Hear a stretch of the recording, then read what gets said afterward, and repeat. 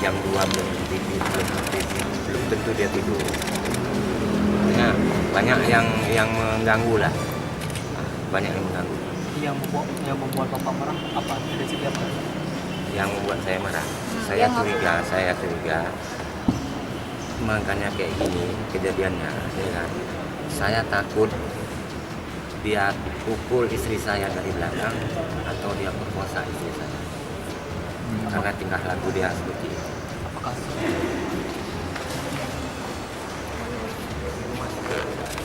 Motif pembunuhan ini diawali yang pertama, Muhammad Amin alias Bambang ini adalah anak angkat dari bapak angkat dan ibu angkat tersebut. Nah, dia sudah diangkat sebagai anak angkat sejak umur 3 tahun. Sejak umur 3 tahun dia sudah diangkat, lalu sampai dengan kemarin sekitar 1 bulan yang lalu,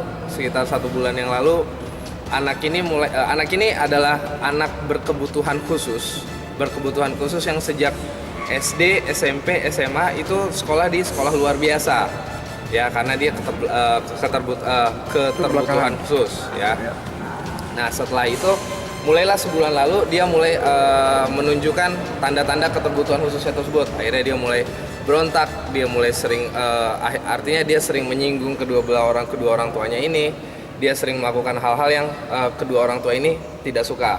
Akhirnya orang tua ini, bapak dan ibu ini, menurut pengakuan si bapak ini, memutuskan untuk mengirimkan anak ini ke panti asuhan di Medan. Setelah itu si ibu itu guru dan si ibu itu pergi mengajar. Lalu bapak ini akhirnya bertemulah dengan temannya ini, SR ini datang dari Medan yang awalnya untuk menjemput si anak untuk dibawa ke panti asuhan di Medan. Namun setelah SR ini datang ke rumah, persetujuan berubah untuk melakukan pembunuhan kepada si anaknya. Kenapa? Karena orang tua bapak angkat ini, ZL ini, khawatir anak ini akan kembali lagi ke rumahnya.